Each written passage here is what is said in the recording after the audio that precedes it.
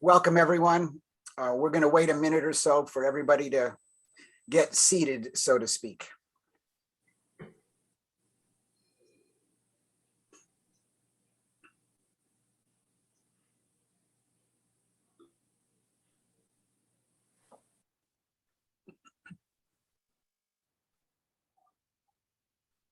Okay.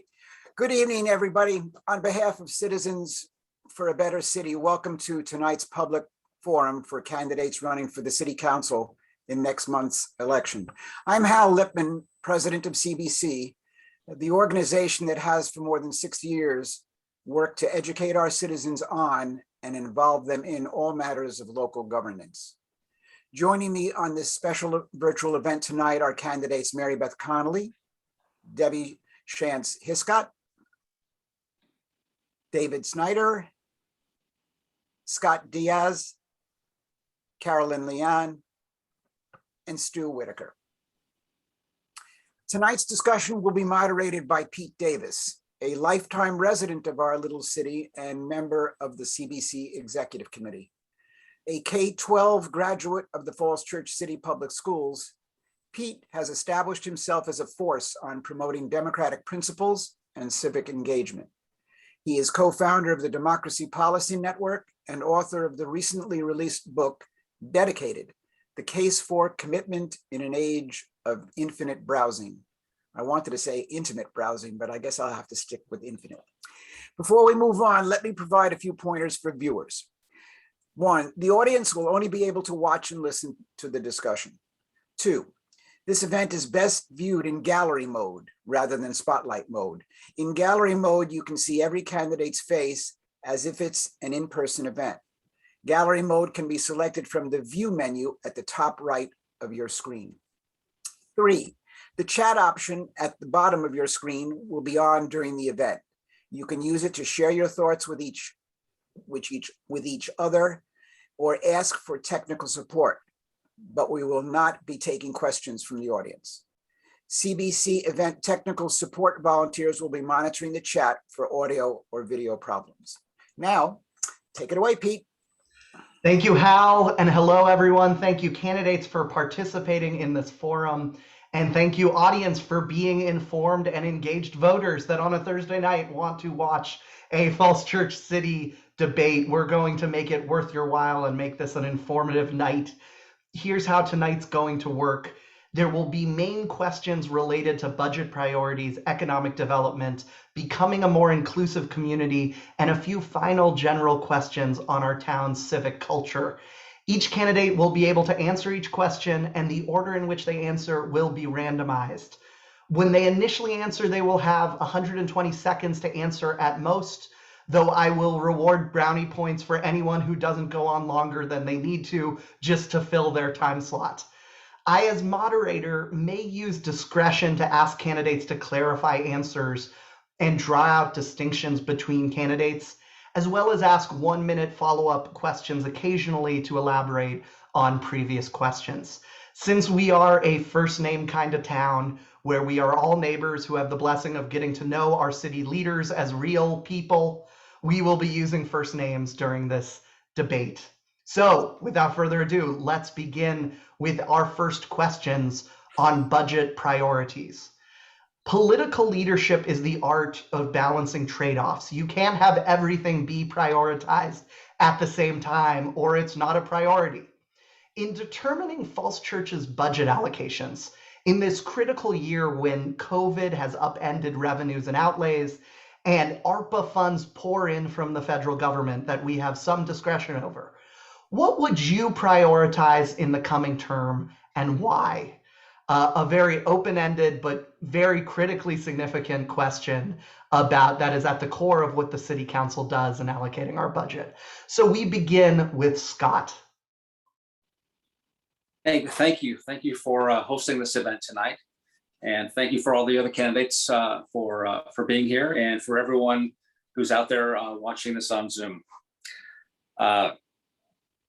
It's very, very interesting discussing the trade-offs and where the City Council should be spending the money. As we look at the budget, it's a very tight budget. We don't have a lot of extra money sitting around, but we should be taking advantage of the ARPA funds and any other funds that become available, such as the Amazon funds, to fund some very important projects, the shovel-ready projects that the City Council has already been working on and getting approved. Stormwater has been an issue in the city, and I believe that we can use some of those ARPA funds to make up for some shortfalls we may have in our budget and put money towards that. I believe safety is always an issue, and I'm concerned about the traffic calming in my neighborhood in the Greenway Downs area. And I know there's a lot of efforts for that. There are some issues with LED lighting. I'd like to see the city maybe use some funding to put LED lighting in the city to reduce our use of electricity and to preserve the safety in the neighborhoods. But right now, I'm not seeing a lot of places where we can take away money from the budget. I see it as more of using these additional monies that we get and finding those shovel-ready projects or other projects, and then taking advantage of that as we can for the next several years. And I'll turn back the rest of my time.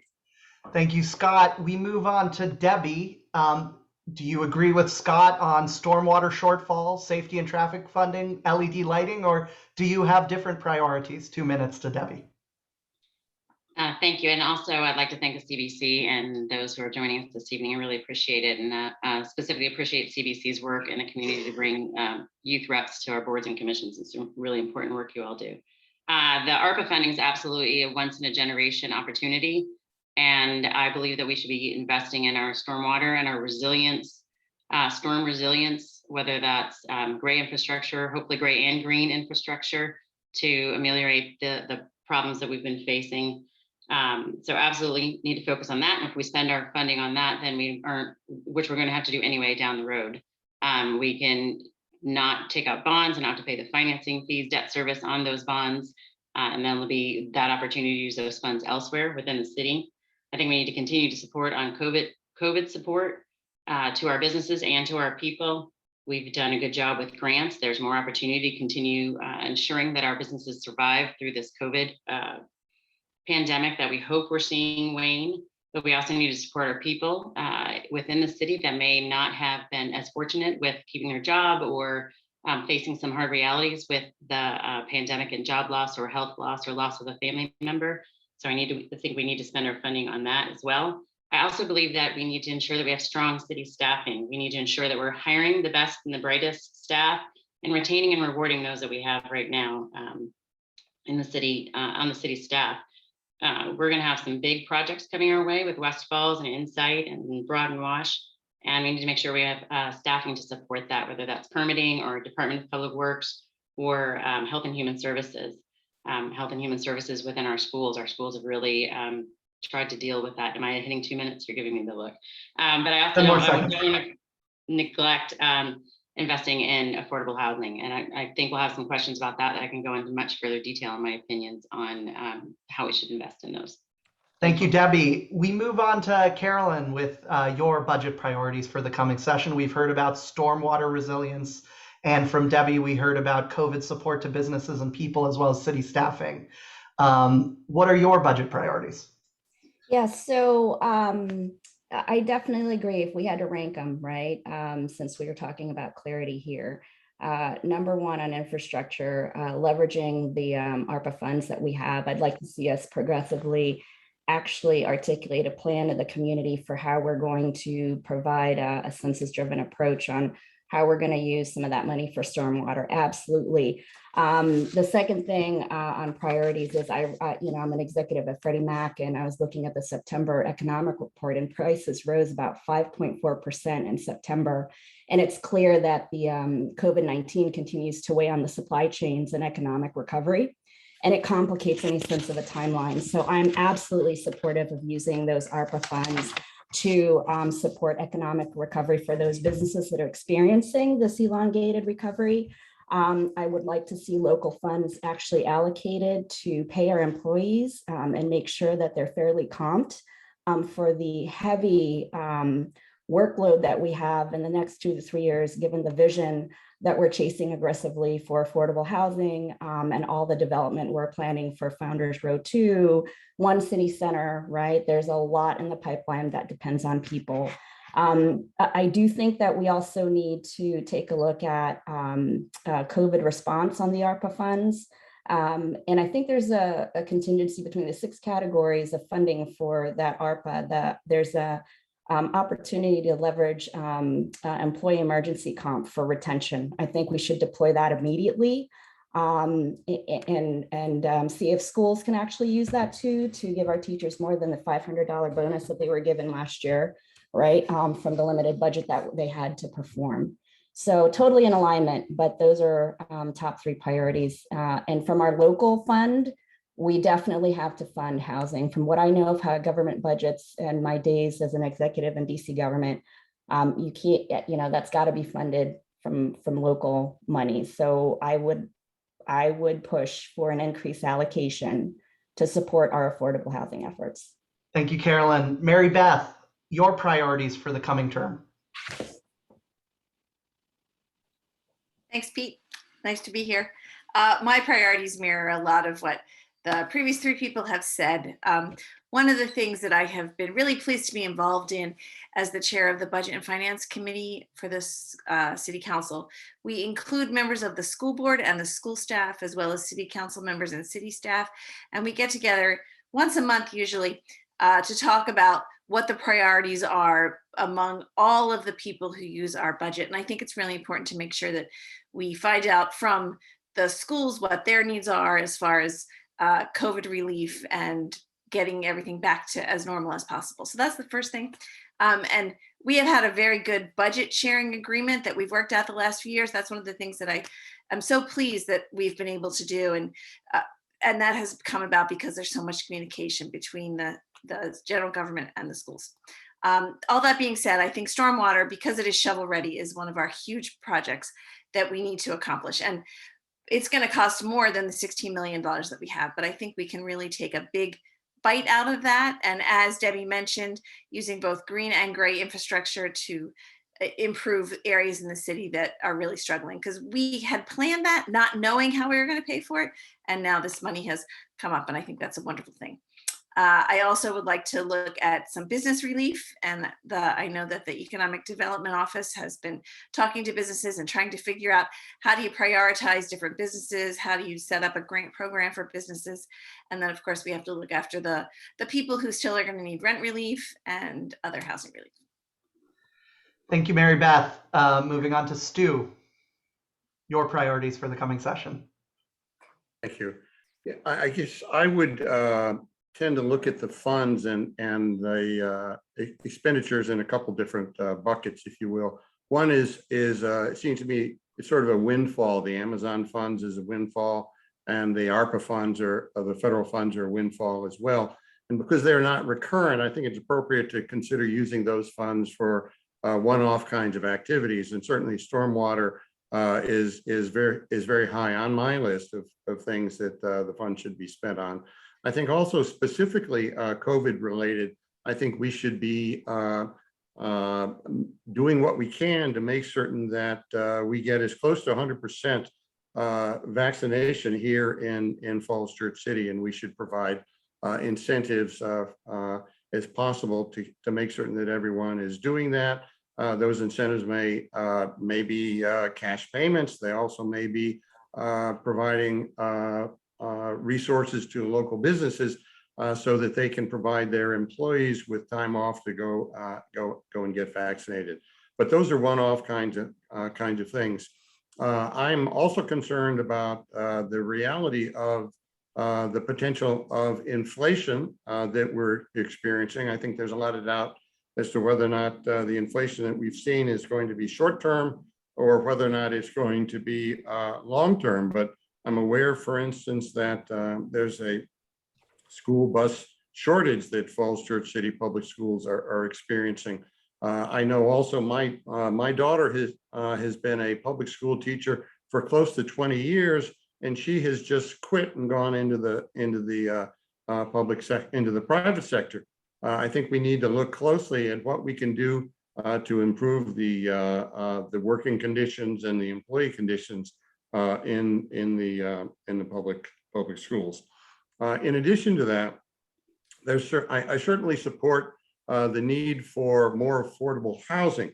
However, when you look at family budgets, typically the number one expenditure in every family budget is housing, but the number two expenditure is transportation. And we can do things to ameliorate the budget pressures that families are experiencing by providing improved public transportation capabilities. So I would like to see some additional effort provided in that area as well. Thank you, Stu. And we close this question with David. Sure, and I want to thank CBC, everyone involved in this very important debate tonight, and all of our citizens who are participating online and with chat and questions that I know we'll get in the future. I have several fundamental priorities that have always been fundamental to my approach to government. The first is maintaining the quality of our schools. It's not an understatement to say that our schools are our number one product here in the city of Falls Church. So whatever it takes to maintain high quality schools, that's limited class sizes, that's adequate, more than adequate pay for teachers and school counselors, all the elements that the schools need in order to perform at the highest level, which this council and prior councils have provided, is something that I would absolutely, in every budget, is right up there at the top of the priorities. The second one priority for me is public safety writ large. It starts, of course, with first responders to make sure that we have full and adequate police, fire, emergency medical protection. But we also pay attention to limiting and controlling cut-through traffic, more focus to the extent that we can on neighborhood traffic calming. So what I will call the public safety cluster of issues. So number one and number two for me are public safety and the schools. The other budget priorities include the parks, the library. In terms of the CIP, I think we've done a good job recently in updating our library, updating the city hall, and of course, building the new high school. I think an additional priority in the capital area clearly needs to be stormwater. Thank you, David. I think in addition to these, equity and climate change are two issues which are overriding issues that we need to build into all of our budget decisions in the future. Thank you.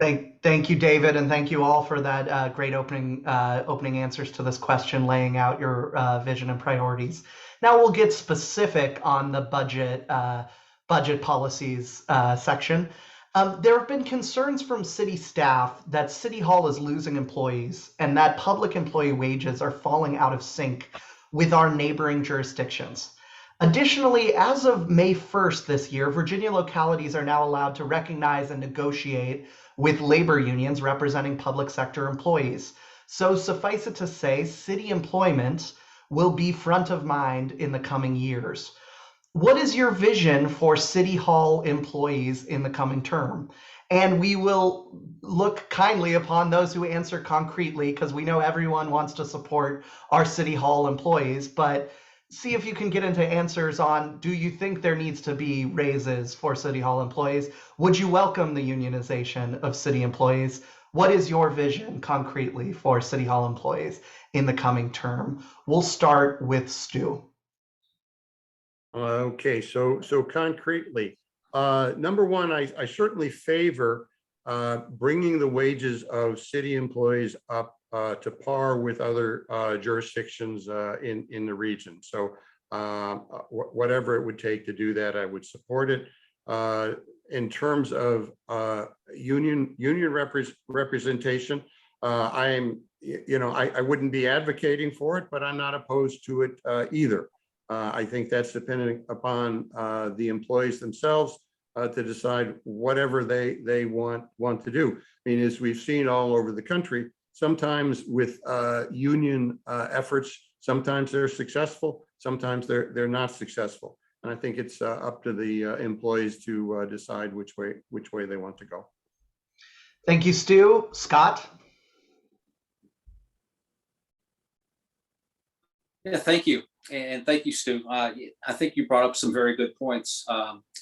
With regards to unions, yeah, it definitely is a ground up movement. And if the employees feel that they need to be represented by a union, such as the teachers being represented by the union, or the police being represented by a union, or the administrative staff of the city being represented by the union, that would be their decision. I think we hire quality people already. We've got a great city manager and some great administrative staff. I think in order to keep them here in the city, we need to pay them a competitive wage with some of the other cities. You know, there is, for example, the registrar of voters. He can't afford to live in the city. It's very expensive, so he has to live outside of the city. And it's unfortunate that we can't have someone who's a city employee living in the city. We do have some school teachers who get grants so they can live in the city. And there are some incentives for first responders to live in the city, some of the local apartment complexes. But competitive wages are very important. That way we won't be losing our school teachers or others to Arlington or other Fairfax County or other municipalities. So I think that answered your question. I hope it did. Thank you, Scott. Carolyn, your thoughts on a vision for City Hall employees in the coming term? Yeah, so very clearly, I know that there was a pay freeze last year for city employees, and I know they're getting an increase of 3%. I think I just quoted the September economic data across the US said where inflation is at 5.4. So absolutely, right?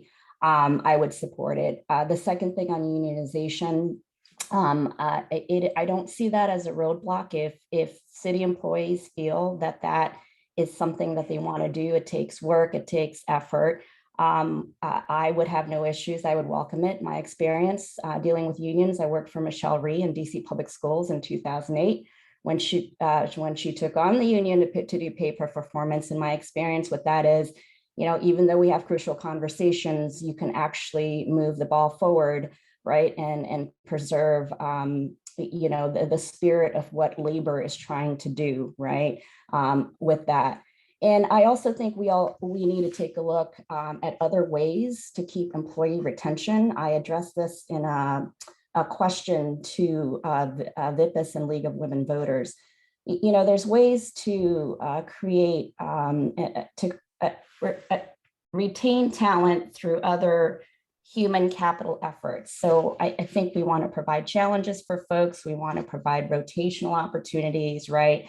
We want the ability for our staff to grow, because we sure as heck, and in my purview of where the opportunity is in the next 5 years, we have some complicated things that we have to tackle, and we can only do it with the support of a talented pool where we give them opportunities as an HR department, to grow and take on new challenges and work outside of their verticals, right, to develop larger skill sets, right, that will help us become the city that we want to be, which requires multifunctional kind of aspects of working in the spaces that we push. Thank you, Carolyn. Appreciate that answer. David, your vision for City Hall employees, retention, all these wages, unions, all these questions regarding our municipal workers. I think we're seeing a rebalancing all across the country in many different areas of previously underpaid public employees in particular.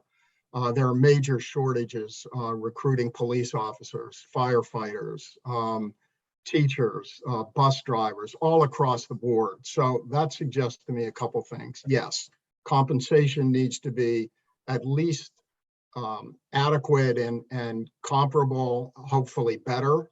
Also, job satisfaction and basic respect. Build up the support from the community. Make our city employees, and they are proud to be here, but let's engage our citizens more about this. Finally, I think, and this is something I would very much like to do, work with the schools about how to make it attractive for students, yes, to go to four-year colleges, but also to go into other areas, particularly so much needed by the public sector all across this country, including in the city of Falls Church. Honor and respect and compensate those positions and help it make it open the channels, if you will, for young people to go into these areas to make it attractive to them so that they can contribute to their communities. These are all elements. With regard to collective bargaining, I don't have a position one way or another on that. I'd like to meet the needs of our employees without them needing to do that. If they do it, I think we need to build in some protections to make sure that critical functions, that literally life and death functions, continue to be performed even in a collective bargaining environment. Thank you. Thank you, David. Debbie, your vision for City Hall employees in the coming term. Thank you very much. I know that my colleagues and I on City Council are currently working with our Human Resources Director in City Hall. There is acknowledgement that we have holes. We have staff. We're down staff in Department of Public Works. We're down staff in the police department. There are areas we're looking to hire. We know of retirements coming soon in critical areas like our Housing and Human Services Department. We absolutely want to do some comparative studies on where we fit in the region with regard to salary. We've done extensive work on that on the school side, and we've made some progress, not perfection, but some significant progress there. And I'm confident that we can do that on the city side as well as we approach this challenge moving forward within our Human Resources Department. I absolutely believe that pay, benefits, and culture of our little city are very important, and they're all important to employees, and we want to make sure we're retaining the great ones we have and recruiting the next best employee as well. With regard to collective bargaining, I am absolutely in support of collective bargaining. My background's in labor economics, and I support the ability for staff to unionize or to create collective bargaining agreements. That said, I support it, but I want to ensure that those that we develop, should staff want to develop them, are beneficial to our teaching staff and to our whichever groups within the city choose to go that route. I absolutely support their right to do so, and I want to make sure we do it in a way that is beneficial to them and it's not taken over by outside influences. So what's best for our city and best for our employees. Thank you, Debbie. And Mary Beth, why don't you finish us off on your vision for our city employees? Thank you. So the other committee that I'm chair of is the Government Operations Committee. And we had a meeting this week and addressed this very issue. And as Debbie just said, there's great concern on City Council that we have lost a lot of employees to retirement and to pandemic changes, and also because of salary. The HR director told us that they did a salary study for some of the public works employees and have raised those base rates of pay. I think that's really important. I think it has to be a great place to work. Some of those jobs are hard jobs. Those public works jobs are hard jobs. So you really do have to have a great esprit de corps for people to want to keep coming to do those jobs. And I think that's really important too.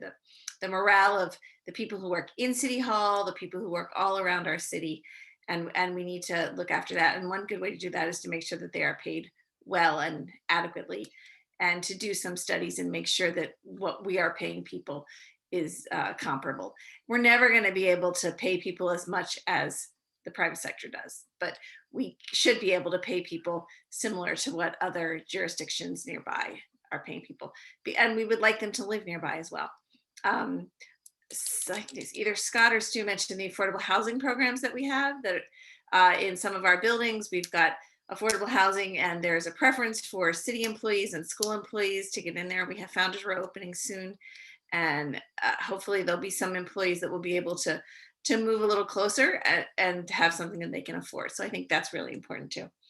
And then as far as collective bargaining goes, my understanding is that the City Council has to authorize that, yes, we would accept collective bargaining to begin the process. And I definitely would vote for that, to approve that. And then there are parameters that all the different jurisdictions are able to put on what kind of collective bargaining, and I'm looking forward to learning more about that. We have asked the city attorney for a briefing on what that means and what we need to do to pass an ordinance to start that ball rolling. Thank you, Mary Beth. Our final question on budget concerns the climate crisis. The phrase "think global and act local" has never been more apt than with the climate crisis. Falls Church is a community that prides itself in being science and sustainability minded. So we do not need to hear from each of you that you are in support of science and sustainability. If you say you are against it, that would be surprising news for the audience. But if you are for it, no need to say that. We want to get really concrete. What are some concrete ideas for what the city can do to play its part in mitigating and responding to the climate crisis? We're going to do 1 minute for this because we really don't are less interested in waxing poetic on the importance of this and more on what are some things that could happen in the next term to respond to the climate crisis or to help mitigate it. So we'll begin with Carolyn on your concrete ideas for helping Falls Church think global and act local on this important issue to many of our citizens. Sure. Thanks, Pete. I think part of the opportunity that we have in our mixed development plans in the future is really working with developers, right, on our new builds. I was watching the One City Center presentation in City Council yesterday, and noticed that in their second submission, they updated to LEED Gold. So I think those are the things that we want to look for and encourage, right? Green roofs, right? The developments that we're talking about are in square footage that's substantial enough that we want to make sure that leads, right? And from a existing footprint on buildings perspective, I do think that we should continue to reduce our impact, right? On our efforts have been on climate change reduction, right? So what does that mean? It's moving from gas to an electric fuel fleet mix. And I think we can take a look at how we are in that progression and see if there's opportunities to move more in that space. I don't know where our allocation is for city vehicles. I do think that a third area is just common sense, right? We have a lot of public buildings. Do we need all those lights on, right? In the middle of the night? We want to make sure that, safety is paramount, particularly in our public schools, but do we need every light on in every hallway? Thank you. Et cetera. So. Thank you, Carolyn. Mary Beth, concrete ideas to act local while thinking global on the climate crisis. We have this amazing demonstration project in our new high school, which was built to be net zero ready. And it has geothermal wells outside for climate control. It has opportunity for photovoltaic panels, and it will eventually be a net zero building. There is a dashboard in there called the Dan Z Sustainability Dashboard in memory of Mr. Z, who passed away when he was on city council, and he was very much the conscience of environmentalism and taught the rest of us a lot based upon his career in environmentalism. So in that high school, there are dashboards monitoring the air quality and how much energy is being used, and also water. So one thing is to train the next generation and teach them. And the other thing is to learn to encourage, as Caroline said, the developers who are building to take a look at what we have and imitate that, because we're going to be able to show that a net zero building works, and all of the stormwater is being collected in bioretention ponds. So I think that is a big thing. And then we also got a grant to buy an electric school bus. So we will have 2 of those coming online. So we're taking advantage of statewide opportunities. And we have talked about electrifying the city vehicle. Thank you. Thank you, Mary Beth. Scott, your ideas for responding to the climate crisis locally. Well, thank you. It seems like everyone's got the same good ideas because they're very popular. As we life cycle the fleet of city vehicles and school buses, we should look at hybrid and electric options. We should pursue those solar panels on our schools. On every flat building that the city owns, we should consider that as an option when it comes available and we have the funds. We should offer incentives for residential solar also, so the individuals and all those houses in Falls Church can benefit from that. incentivizing the developers to use those LEED standards. It's great to have those LEED standards. And that also includes looking at existing light fixtures within City Hall and the school systems. Put LED light fixtures in there to make everything run on a lower wattage, and then the LED streetlights also. Thank you. Thank you, Scott. We move to David. Sure. So I would amend, Peter, your question from not only think globally and act locally, but act regionally as well as locally. So the environment, as we know, doesn't stop at our borders. So that's why I've worked over the years in every way I can. We have on the drawing boards, and we're moving forward, bus rapid transit on Route 7. We just did the ribbon cutting on the W&OD trail. We've got bus shelters. We've done a lot regionally, and we will continue to do. When you think about it, really, there are two major sources of greenhouse gases in our city. The one is transportation, and the other is energy use in buildings. I think with regard to buildings, we should continue to do exactly what we started to do with the high school, which is the city needs to up its own game, require as much as we can from developers, incentivize private landowners and homeowners.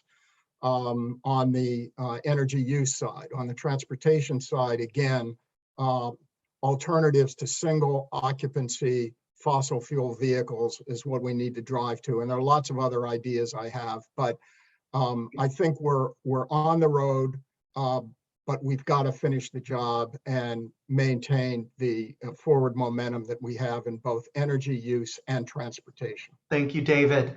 Stu, your concrete ideas for addressing the climate crisis locally. So for me, all roads come back to transportation. Transportation is the number one greenhouse gas emission source in the U.S. I was looking. I've taken. I took 69 trips on Metro during the month of September. I took 30 trips on Capital Bike Shares.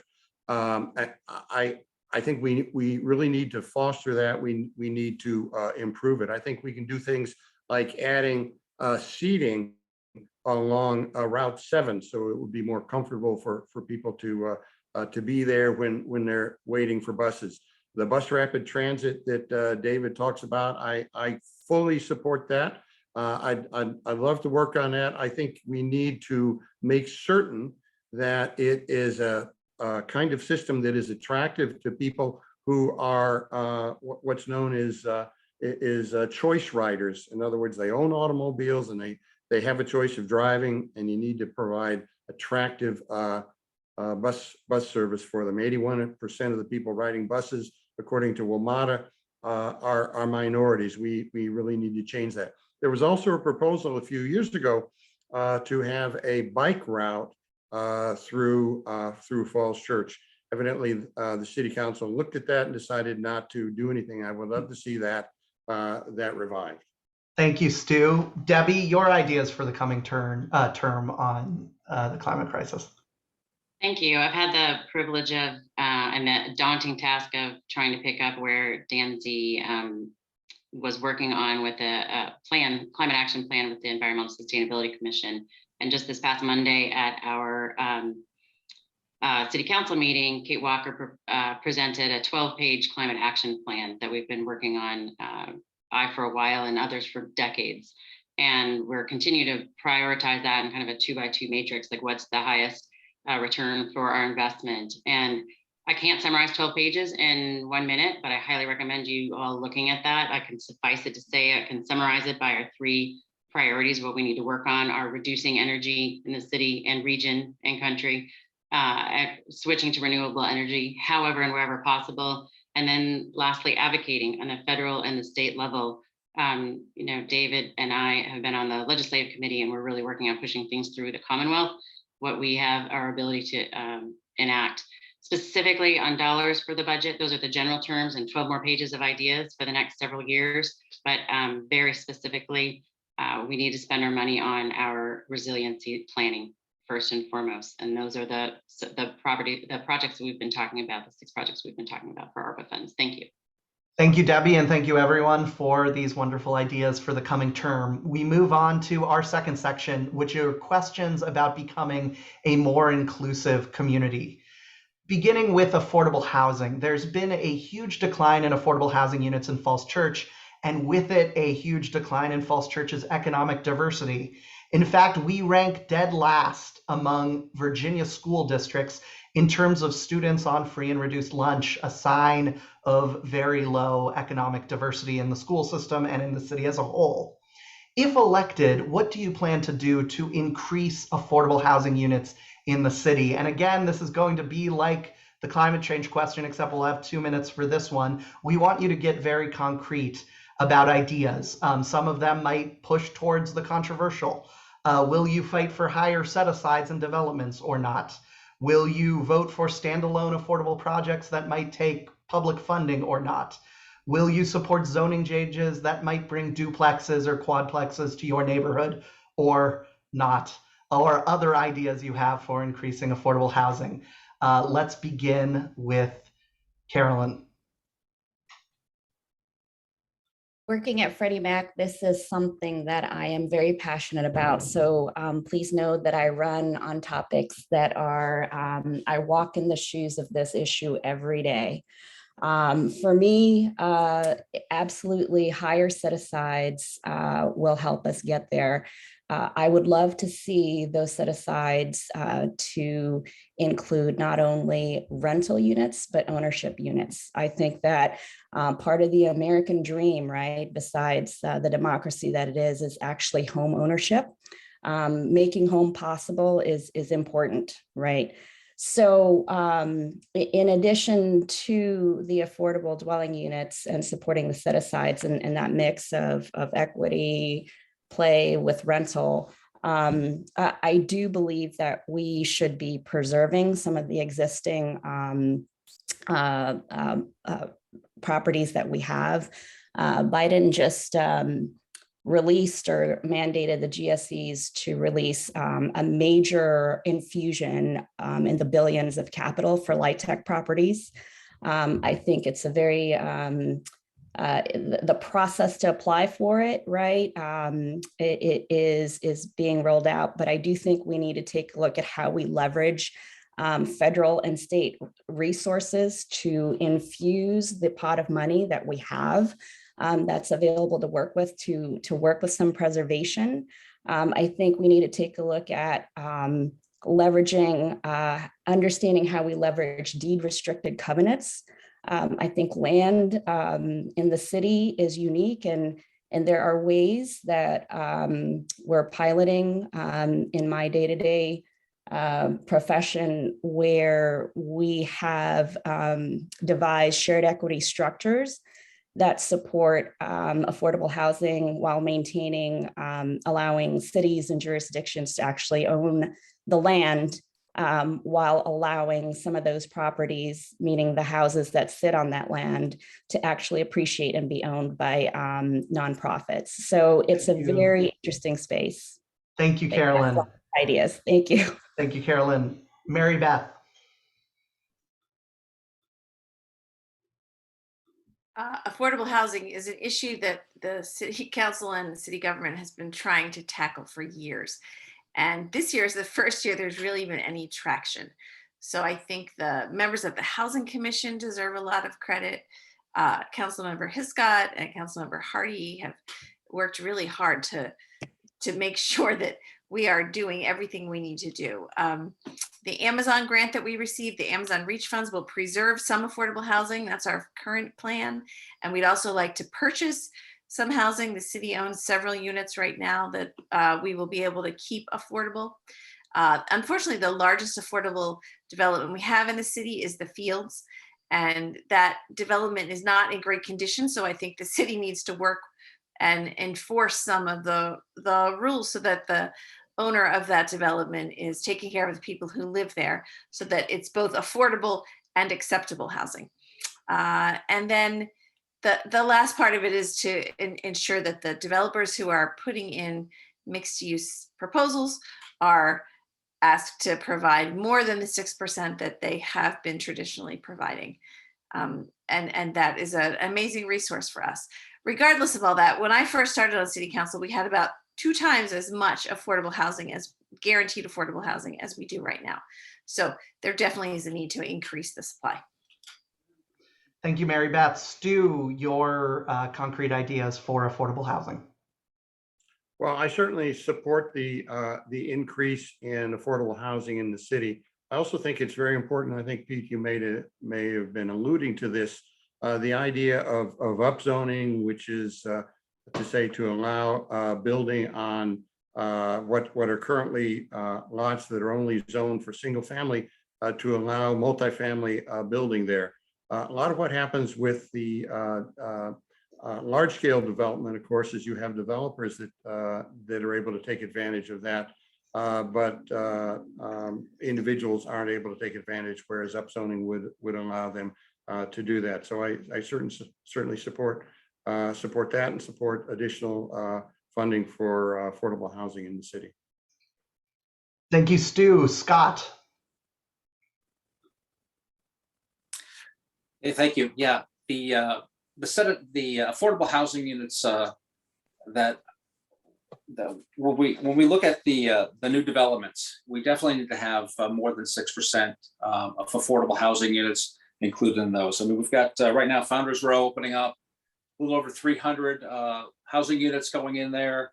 If you're going to say 6%, you're going to say 18, maybe 20 of those apartments are going to be affordable. We're looking at significant increase in over the next maybe 5 to 10 years. With other projects going on, that could add up another 1,000 apartments to the city and another 250 condos. So what we're looking at, if we have 10% set asides, then we could have 100 affordable housing units available, plus some condos that might be available to have as affordable. About 15, I think, is what it says here. I like public-private partnerships. I like the idea of upgrading the fields at Falls Church. That's a great place to start. I'm not a big fan of granny flats. I don't want to have an accessory dwelling unit, a trailer in my backyard or my neighbor's backyard, so someone else can live there. But I would agree that zoning lots for duplexes would be a great idea. We have some lots that could handle a duplex, and people should have the ability to own a house that's lower than the $778,000 median price of homes at Falls Church. Unfortunately, that's our lot. We have a really good environment of well-educated people who make a lot of money, and the housing prices, because of the region, reflect that. And we're a desirable area, so people want to move to this area. Thank you, Scott. We should encourage that type of development. Thank you. Thank you, Scott. Let's move on to Debbie. Thank you. Our original goal for affordable housing in 2012 was to have 620 units by 2022 in total. Right now we're at 311, and that includes the 24 that we've just built in Founders Row 1. So like climate change, we're really behind the 8 ball, and we need to aggressively move forward to make a difference in affordable housing to keep Falls Church City comparable to, not even comparable, close to our region. Because if we continue to add expensive housing and not invest in affordable dwelling units, we'll continue to be even further behind. So several concrete things I'd like to do and continue to work on. I'm proud of the progress we've made in the past year, but there's much, much more to do. We need to retain the current housing stock. We need to work with buildings like we just did at the Reed building and ensure that the housing stock we have becomes held in perpetuity as affordable housing. We need to, as several have mentioned, improve upon our housing stock to demonstrate that we respect the humanity of the people who live in these buildings like the fields. And I commend the Housing Commission for making a lot of those changes and hosting this week's community forum, which is incredibly impactful. We need to continue to raise the bar in the percentage of ADUs. We've gotten to 6% in the relatively recent past and bumped that up to 10%. And I think we have to go higher than that in order to rebalance our housing stock. We need to look at Arlington and Alexandria zoning for our ADUs they've had a lot of success in Arlington in building ADUs in the back of people's homes, whether you call them a granny flat or not. They're anything but a trailer. They're beautiful. They're accessible. They have allowed people to have their families live in their backyard, be close to them for caring for elderly or disabled family members. I think that's a great option. I'm also in support of changing our zoning to include duplexes, quadplexes, and really address sort of the missing middle. We need to have a whole continuum of housing if we're going to address having those who want to live in Falls Church City without having $2 million homes. We need to continue to pursue grants like the Amazon Reach grants, not the only one. We have also the federal funding that Caroline mentioned earlier that we can go after. There are lots of opportunities there. Of course, we need to staff our housing and human services at the city that to ensure we have enough staff to apply for those grants, to manage those grants, and to ensure that housing like the Fields is managed well. It takes a lot of staff to do that, and I think that's where we need to invest. We also need to, the city council is talking about right now, allowing non-residents access to ADUs in our city, and non-residents access to being on commissions like the housing commission, so that they can address the needs that they identify for us here. Thank you. Thank you, Debbie. David. So I got my start when the city of Falls Church with the Falls Church Housing Corporation that has effectively maintained 80 affordable dwelling units over the years. And I learned a lot from that. If you're going to do it, you got to do it right. And so a couple of things that I would do is, first of all, number one is maintain the affordable housing that we have and ensure that the living conditions are absolutely as good as they can be. And we've learned, thanks to the Housing Commission, that we've got some work to do there. So I'd certainly focus on maintaining the affordable housing that we have. Then secondly, with regard to affordable dwelling units and developments, I totally support ratcheting up our demands. The project needs to be overall a good project in addition to the ADUs for the benefit of the city, but supported moving up to 10%. It should not be taken out of the capital contributions made for the schools and parks and library, but should be over and above that. The third area, and I want to particularly point out a comment that Caroline made, we need to just not only have apartments, but create circumstances under which people can build wealth and work their way up through the economic ladder, because that's what everybody wants to do. And we need to find more creative ways to do that. With regard to zoning, look, anybody who's been through a zoning change knows how complicated it is and how so many unintended consequences can result from what looks like a good change. So should we have a community conversation? Absolutely. About where we can improve our zoning code to consideration of the kind of things that you've heard people talk about today. But it is an entire community conversation that has to be had on this. It cannot be something that we try to impose from above, because that could well undermine what we're all trying to accomplish. Thank you, David. I have been given a mission by the CBC to elucidate differences during this debate, and we are noticing a difference here on upzoning. So we're going to do a lightning round on each of your positions on upzoning single unit neighborhoods. So the question is, and we're going to give 15 seconds to say an answer and a little bit of an elaboration, knowing that people can go to your websites and reach out to you to get further elaboration and remember back to your answer. Would upzoning to allow multifamily units in single unit mandated neighborhoods in Falls Church, such as perhaps many of your neighborhoods, be on the table in the coming term for you? So I have a randomized list to give the answer, 15 seconds. Mary Beth.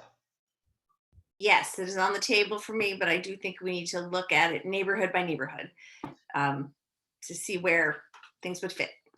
Thank you. Scott? Yes, same as Mary Beth. We could definitely use some multifamily homes and building wealth in the community. Thank you. Debbie? Unequivocal, yes. David? I believe, as I said before, that we should have a community conversation of this. Zoning changes affect everybody, and we need a conversation that brings in everybody to make sure that the final decision that's made actually has community support and we avoid unintended negative consequences. Thank you. Stu? I do support upzoning. I to David's point, I don't think we will get unanimity within the city. There are going to be some people that oppose it, but I do think, but I do support it. Carolyn. Yes. We've got to do this with what Dave is saying, with some input from the community. We've got to factor in location. It impacts the underwriting of how we fund what we build on there. And it's driven, speaking from my industry, we want to do that smart and strategically in terms of placement. Thank you, Carolyn, and thank you for participating in a special lightning round. For our final question in building an inclusive community, last summer, there was a surge of interest in Falls Church about how to build a more racially just and inclusive town. So this is a broader question than just inclusive housing. It's about building a truly inclusive community when you are eventually housed here. What steps beyond just promoting affordable housing should the city take to promote racial diversity, inclusion, and justice? And since this is a follow-up question, we'll have it be 1 minute answers, and again, focus on concrete ideas for promoting this, because we assume most people will be on the record saying they promote inclusion, justice, and diversity. So looking for concrete answers, 1 minute. David, let's begin with you. Well, I think the first is we need to make the issue of equity part of everybody's job, whether it's on the city council or a city staff or whomever. So that's number one. Number two, keep in mind that diversity is not just numbers. If you don't have the professional and supportive infrastructure in place, you'll ultimately fail. So this is a top to bottom issue, not easily resolved with one simple component. You could consider things, for example, is there any interest in annexing, with the consent of the people there and Fairfax County, annexing the part of Fairfax County that includes the traditionally African-American neighborhood that apparently at one point may have been excluded from the city? So there are lots of ways to bring it about, but again, you need to do it right. It's not a simple thing. It has multiple elements to it.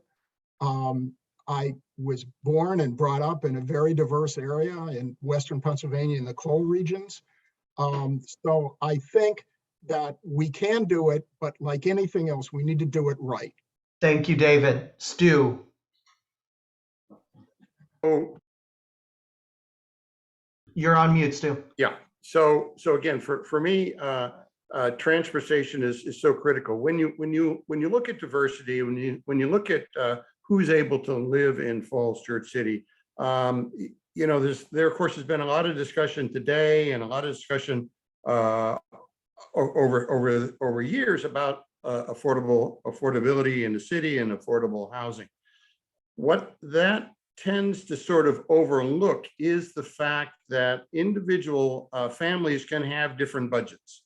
And so if you save dollars, if you save dollars in transportation, those dollars can go into housing, right? Because it's a fungible item. So that's why I say it is really important to focus on providing better transportation opportunities so that people may be able to live here and take public transit to jobs elsewhere. I don't think we should want to capture. We should not expect that everyone is going to live here and work here, and they're not going to go out of the city. I think it's healthy for us to have people living here and working elsewhere, and living elsewhere and working here. And key to that is transportation. It has both an environmental and as a social justice benefit. Thank you, Stu. Debbie, your ideas in the coming term to promote racial diversity, inclusion, and justice in the city. I agree that housing and transportation are important, but I spend my days, my day job, focusing on education. I work for the Falls Church Education Foundation, which is a nonprofit solely dedicated to supporting public education. 1/3 of our mission is to provide equity of access. And by equity of access, I mean equity to be ready and able to learn on the daily at school. So equity of access for our students who speak another language, equity of access for our students who have differing abilities, or special education students, and those that have different abilities financially, and trying to even playing that. I think it's incredibly important that to provide a just public education system, that we address all those needs every day. I also think that's important to address diversity education or diversity and inclusion through our International Baccalaureate program. Its principles are fundamentally sound and focused on addressing this.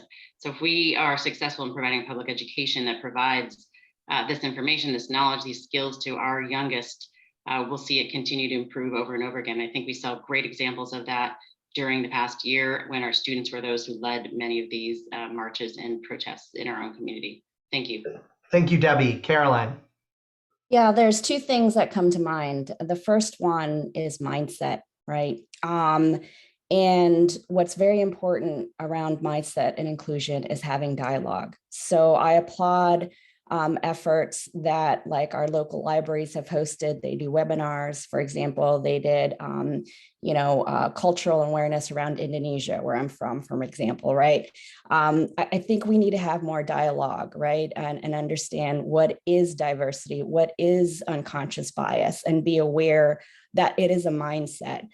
A second active part of this is practice, and this practice needs to transcend very deeply, right? It needs to start with, taking big steps, like, for example, of our schools.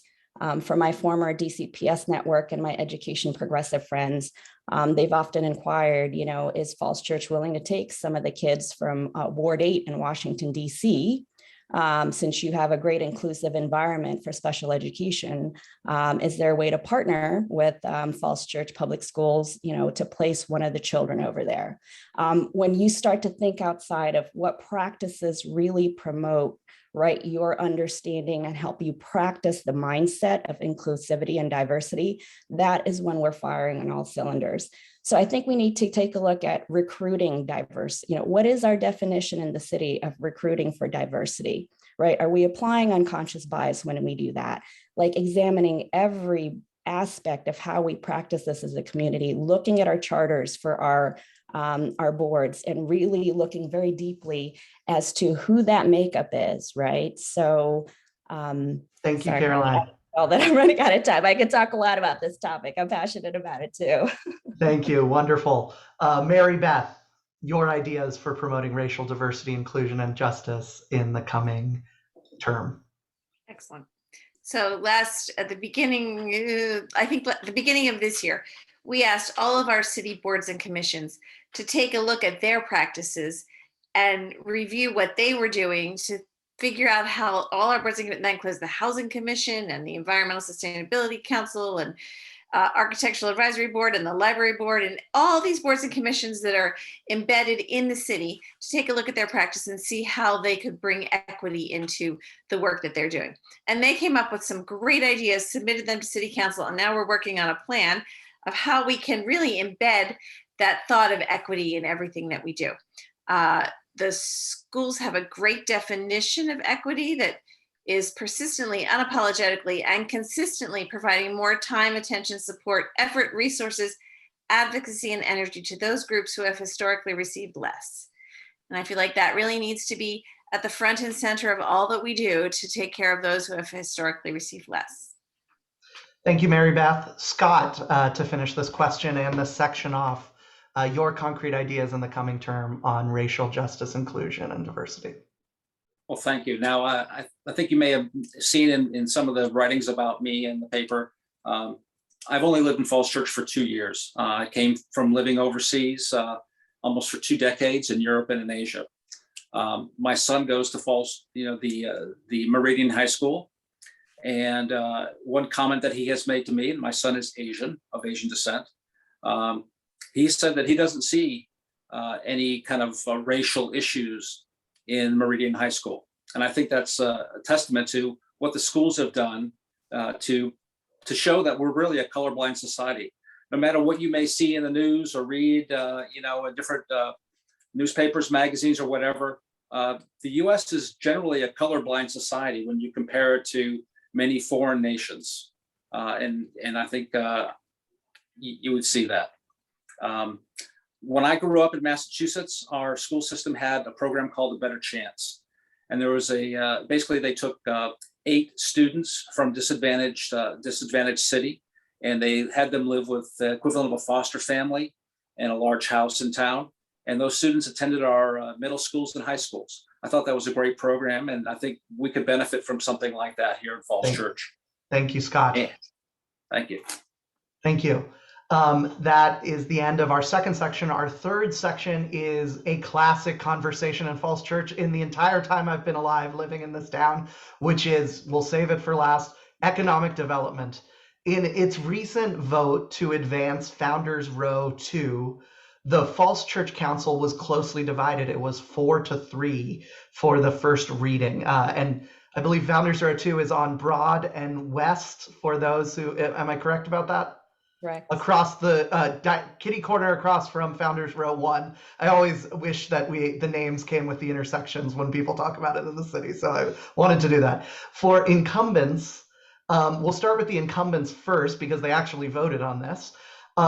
We'd love you to explain your vote and not just talk about this one vote, but talk about how it fits within your philosophy of development in town and how this vote reveals how you think about development in town. So the tie-breaking vote we'll start with was Debbie's, who voted yes. So could you explain that vote and how it fits into your philosophy in town? Absolutely. I think there are several reasons why, well, there's several layers to why I voted yes. One, in discussing affordable housing and talking about my belief that we really need to make huge improvements and huge steps forward in housing in Falls Church City. I think that this is an opportunity to provide more housing. I know that some feel they want a higher percentage of commercial as opposed to residential. And I think it's critical to provide both. And I don't have any, I obviously need to look at all the financials, make sure it's net fiscally positive for the city. Obviously that's first and foremost, but secondarily, I want to make sure that we provide housing that's not just $2 million brand new houses in the exurbs. And I know that there's some that think it's too dense right where it is, or that we should only have commercial on Broad, but we haven't had anybody come forward to just have commercial on Broad. I think we have an opportunity to do both. Secondarily, and this is a referral, this is a first vote, it's not a final vote, it's a referral out to boards and commissions. And I'm incredibly impressed with our community members who are part of boards and commissions. The feedback that we get from them is, it just captures a lot of the experience and expertise we have in our own little city. And I highly value their input. And I think that they can be providing us that information. We can be further refining the process, and we can be moving forward with this project. And to those who think it might feel rushed, I know when I just talked to some friends who were born and raised here who are in their late 50s, they've said that corner has always been, blight is the word they use actually, to talk about there's been not successful commercial development or residential development there over many times. So it doesn't feel rushed to them. It's 50 years in planning in their minds. And in mine, I've lived here for 25 plus years. It's been thought about and discussed, and I look forward to hearing more back from the boards and commissions. And if it's not the right project at the end, then that decision's made at the next vote. So that's why I voted yes to move it to boards and commissions, refer to boards and commissions. Thank you, Debbie. And we have 2 council members who voted no as well, which is helping me with my mission of elucidating differences here today. So we'd love your explanations of why you voted no and how it fits into your philosophy of development in town. We'll start with David. Sure. When you drive past Founders Row 1, it's no accident that you see a lot of boards painted white where the commercial occupancy should have been. The developer of Founders Row 1 has abjectly, and in my view, totally failed to live up to its promise to the city to provide commercial occupancies, including the movie theaters. Why would we ever then say to that same developer, having, in my view, effectively, substantially failed to comply with the bargain of the city, to give them yet another opportunity until they have fully complied with what they committed to the city to do in their first development? Because remember, every one of these mixed-use developments we approve is multi-million-dollar profit center for the developer. So I insist that developers live up to what they committed to the city before I give them an opportunity to make more. And I would hope that they would do that. Number 2, with regard to Founders Row 2, and I do believe we've given up a lot of leverage by letting it go one step further rather than the city council standing up and saying, no, you need to comply with your commitments to the city.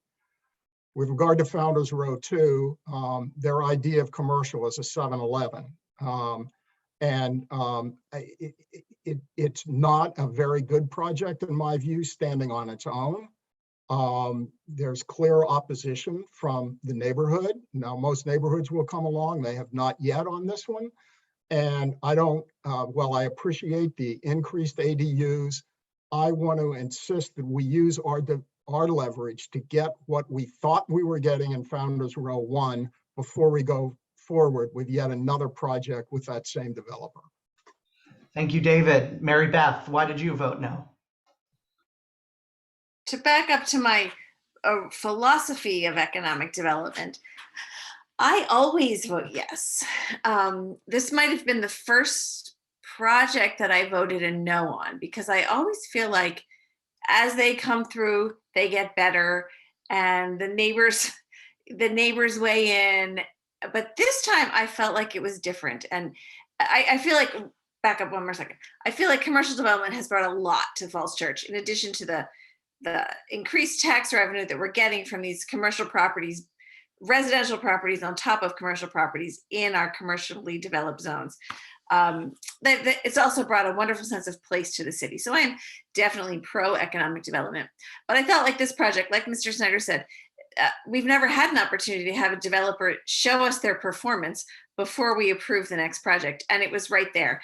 And they haven't been able to deliver. So I was in favor of delaying the vote, because I wanted to, they're promising us that they have leases that will be announced any day now. And I wanted to wait to see what they were going to deliver. We've been through this enough times and have been disappointed sometimes by what developers deliver, that it was going to be it was going to be a grocery store, and then it was going to be a gym, and that's not what we wished for. So I feel like oftentimes the developers, we make promises and then the developers come back and they have changed their promises. And this seemed to be one opportunity where we could really hold them to their original promise. So that was the first. And the second one, like Mr. Snyder said, I felt like there was not enough commercial development in that project to really consider it mixed use, because our special exception ordinance says that it has to be something that is special, that is worthwhile, that brings special things. And yes, we do need neighborhood retail in neighborhoods, but there needs to be something special. And then the things that they propose as their centerpiece will come eventually. The 7-Eleven is going to show up somewhere eventually. The dry cleaners will show up, because the good stuff, the big stuff, the special stuff is there. So I felt like this wasn't special enough. Thank you, But Mary I have Beth. great faith that it will become better as we go forward. Thank you, and I appreciate the transparency from the incumbents on standing by and explaining their votes. To the non-incumbents, let's do a little hypothetical. If you were on the council already, how would you have voted, and how does that fit into your philosophy of development in this town? We'll begin with Carolyn. Yeah, so I would have voted in support of it, right? And there's the number one philosophy I want to put out is that I really value quality over quantity. This comment of not enough commercial development, if from my perspective, I think the needs of every plan, every development are different, but I'm also looking to balance out if there's good quality, commercial thought there in terms of where the retail and revenue opportunities are, but it's lesser square footage than we think. I think that might be acceptable, right? So quality over quantity can sometimes win the game, right? It's not always, how much or where the volume is. The second thing that I would like to see, though, as a proponent of green spaces, and I live on the side of the street, is I understand that the infrastructure is planned for underground utilities. But between, that beautiful grove of magnolia trees on that side that I walk by and, bike with my kids, if there's any way to take a philosophy, in development of integrating with the land versus overpowering it. So I do think that We want to push the developer to look at this from an architectural landscape, differently, and see where we can take certain features of the land that the community likes and preserve it versus overpowering it, right? Like there's a very Japanese design landscape philosophy there. But that would be the two considerations that I would push if I were net new, coming into this discussion. I hope that helps. Thank you, Carolyn. Stu, how would you have voted and why? Well, I certainly did not sit through all of the meetings and the presentations, but I'm pretty persuaded by the argument that the developer has not performed in Founders Row 1, and so therefore I would be very, very reluctant to approve this additional project. I do think this is an opportunity to hold his feet to the fire, their feet to the fire, if you will, in addition to the comments about there not being a movie theater, there not being the commercial development. Again, for me, everything is about transportation. I think they've just begun to occupy that first development. So we have yet to see what the impact is going to be on traffic once the facility is full. I understand there was as part of the development, they were going to provide capital bike share stations. I don't see that they are there at this point.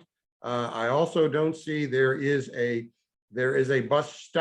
physical bus stop on the corner there at West and Broad, but there is no bus flag, so the buses itself do not stop. So from my perspective, I wouldn't have provided a certificate of occupancy until they had provided this capability for alternate transportation that is clearly not there today. So I would have been a no vote.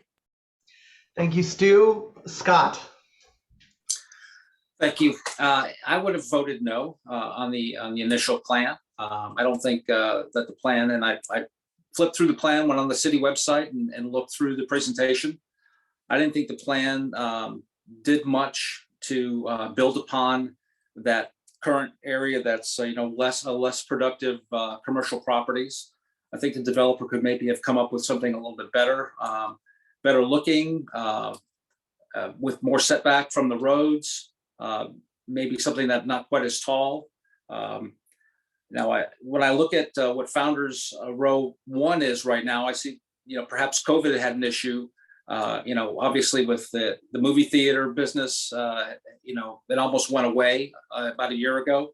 That could be the hesitance for the movie theater to come in.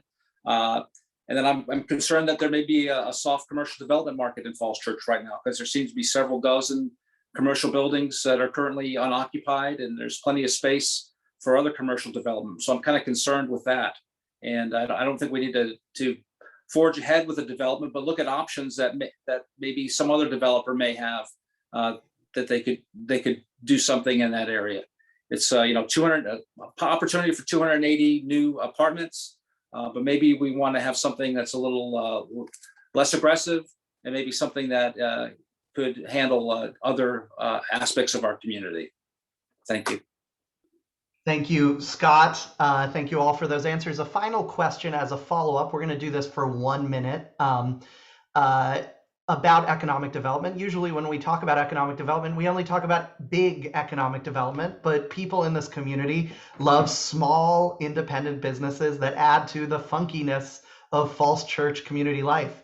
But some are concerned that commercial rents on large developments prioritize national chains rather than local, often immigrant-led family businesses or smaller developments. This is especially front of mind today as small businesses have been struggling during the COVID crisis. What would you do, again, as always, I'm going to be a broken record here, concretely, to promote Falls Church's commercial landscape being one where small, community-spirited businesses can succeed? 1 minute, Mary Beth. I love our local businesses, and I think we have a pretty good mix of local family-owned businesses and national chains. And we have restaurants that no one else has, and we have shops that no one else has. So one thing I have always wanted to do, well, one thing I did this past spring during Women's History Month was focus on one woman business owner in the month of March, and highlighted women who own restaurants and beauty salons and are lawyers and therapists and do own gyms.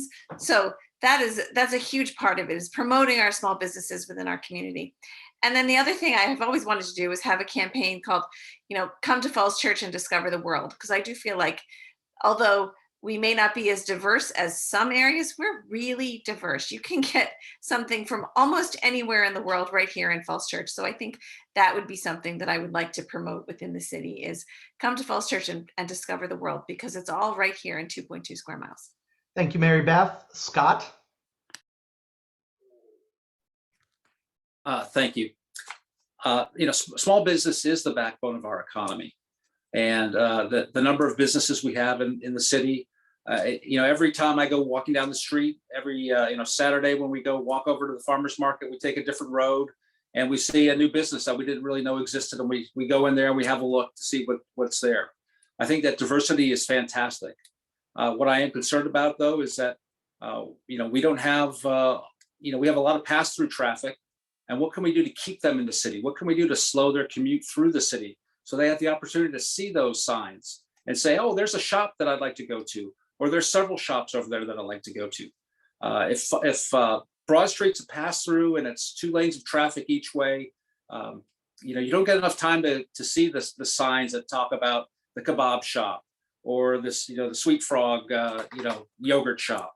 You don't see those things. You only see the bright signs that are neon of Starbucks, the ones that you're used to seeing, and the Taco Bell sign.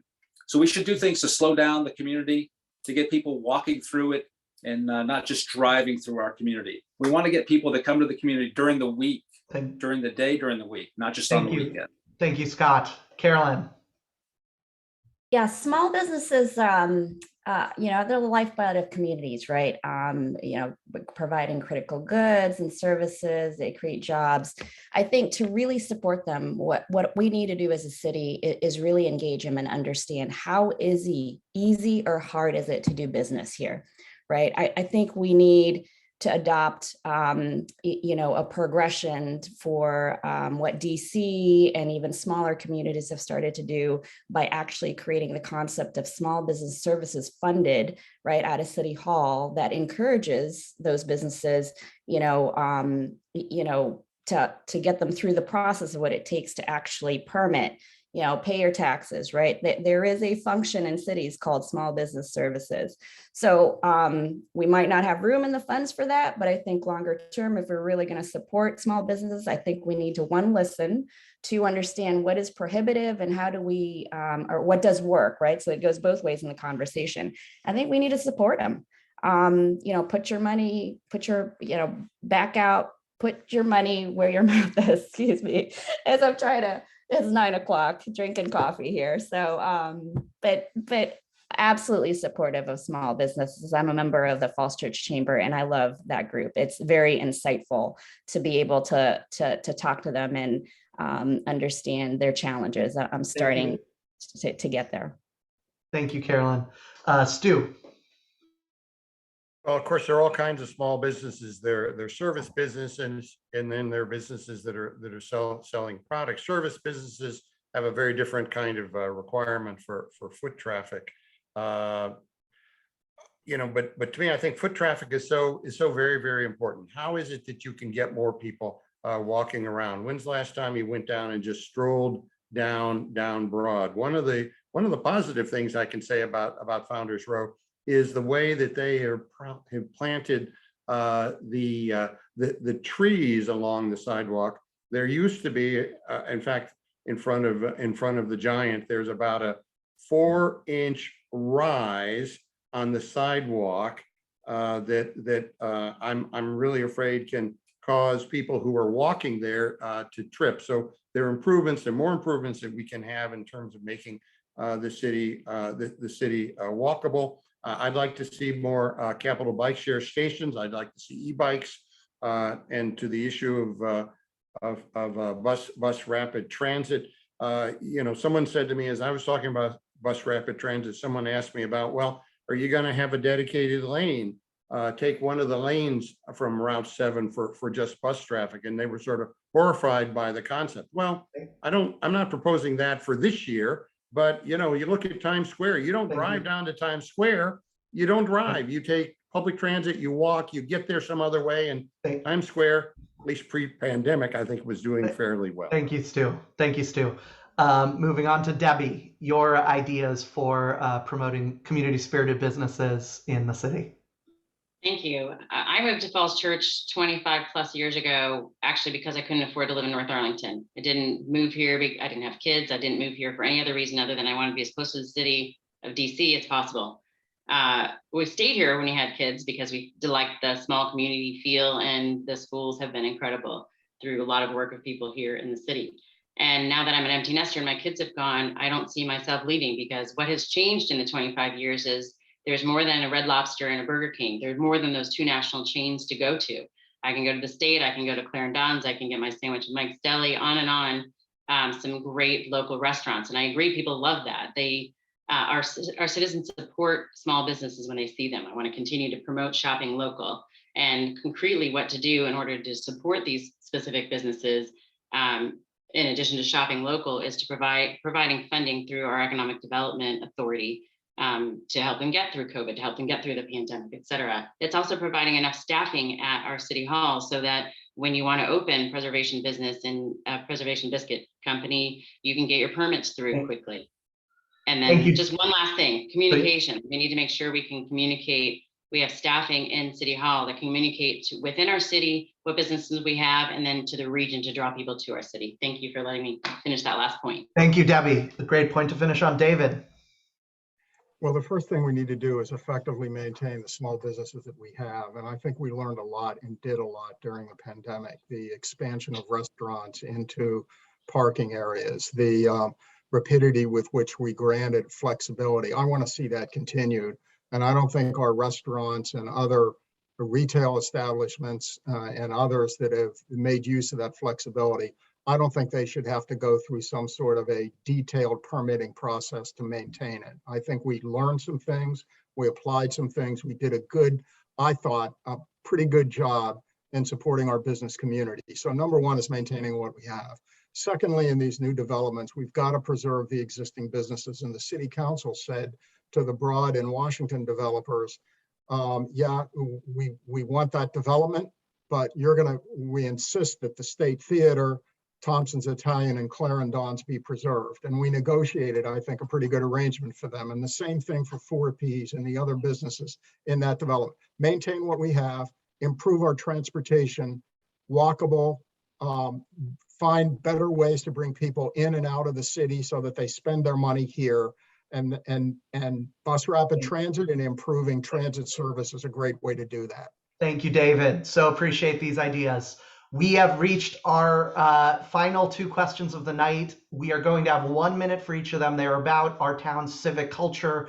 They have been in the news recently. We have one serious question and one fun question to end on.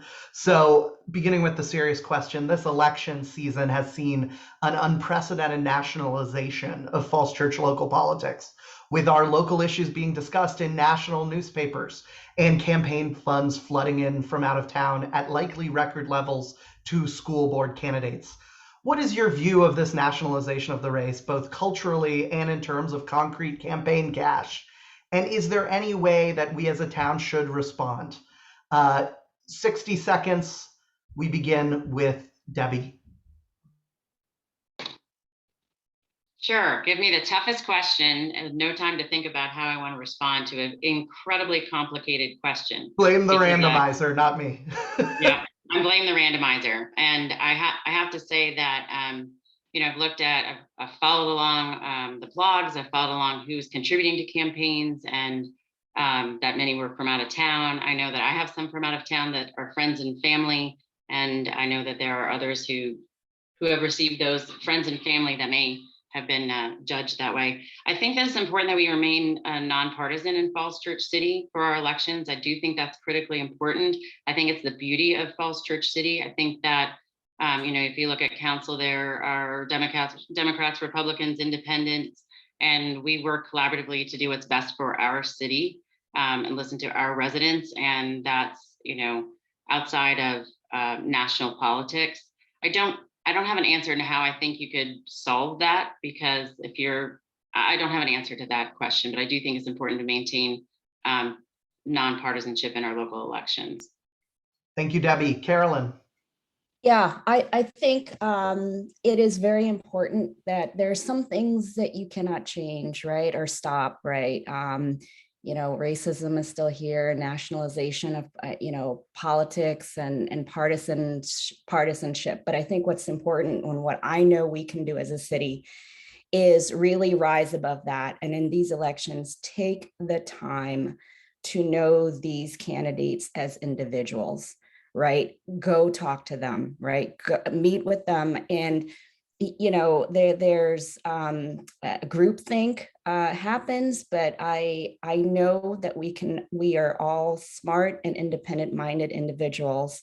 And we need to make sure that those biases when it comes to elections, coming from somebody who, came from a country that has seen dictators and voting is a privilege. It is a wonderful privilege here, proud to be a citizen of this country. And we just need to take the time to break it down to the individual and the issues. That's how I believe we can overcome some of the things we can't control. Thank you, Carolyn. David. Well, let me first of all state the obvious. We're not an island, so we expect that national issues of one kind or another will influence us. But U.S. News and World Report ranked Falls Church 3rd in the country out of 3,000 jurisdictions. And there's a good reason for that, because we have some homegrown values that are filters through which we take the national issues and apply them locally. So I think that's a formula that has worked for us extremely well. There's one other element of the traditional formula, and CBC and Peter, you know this very, very well. It's commitment. It's long-term commitment. What have you done for the community? Have you put in your time? Have you demonstrated that the people in this community are right at the top of your priority list? So I view that as fundamental to the continued success of our community, as well as continuing to pursue our values in our ways that makes the most sense for us, taking these national developments and filtering through our value. And that may mean some of them we want to have nothing to do with it. In other cases, it may be things like equity and climate change. We find ways to pursue that consistent with the values of our community. Thank you, David. Scott. Thank you. Living here in the shadow of the nation's capital, we have residents who are involved with large corporations. They have friends, or they may be involved in national media or national political parties and think tanks and such. So things that occur in our city could very well and have, unfortunately, come to national attention because it's polarizing. It's something that's continuing to divide us, and we're falling into the trap of allowing that to continue to divide us versus looking past that and looking towards the things that bring us together and the things that we have as a community. Those outliers are going to occur everywhere. They're occurring in a county to the west of us right now, and those things will continue to fester. But I think with the small community that we have and the type of people that we have, we're going to be able to come together and work through this. Thank you, Scott. Mary Beth. I wish that there was not a national lens on the city of Falls Church right now. I think we have done so well in history, having both Republicans and Democrats in our elected offices, and people not letting the national platforms affect the way we look at our local city. So I do hope that whoever is elected for the school board and the city council keep our focus on what is happening in Falls Church, with an eye to what's happening in the rest of the world, of course, because we're not an island. The political parties have done a good job over the years of not getting involved, of including, I've been to Republican fundraisers, I've been to Democratic events. That's Falls Church. And I think it's really important that we do not let those wedge issues divide us, and we don't let the rancor of the national politics divide what's happening in Falls Church. Thank you, Mary Beth. Stu, to finish off this question. So one of Ben Franklin's famous quotes, he was asked, what have you provided for us after the Constitutional Convention? And I think his answer was, a republic if you can keep it. There's what we're dealing with here is democracy. What we're dealing with is figuring out how we can make self-government work.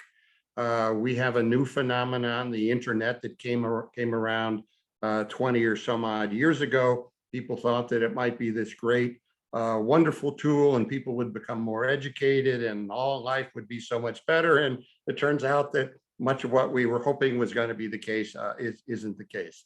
I'm still old school in the sense that I do believe in discussion. We're having a great discussion here. I think this is a wonderful example of how democracy can work and should work. I do think in terms of the media that there was this announcement by a school board candidate that ran in the Wall Street Journal.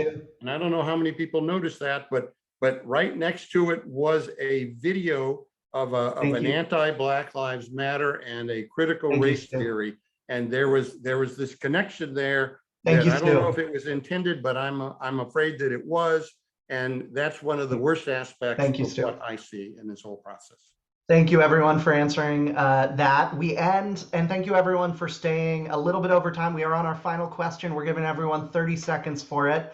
To end on a bit of a lighter note, one of the roles of being a city council person is to be a booster, encourager, occasional cheerleader, even evangelist for our community.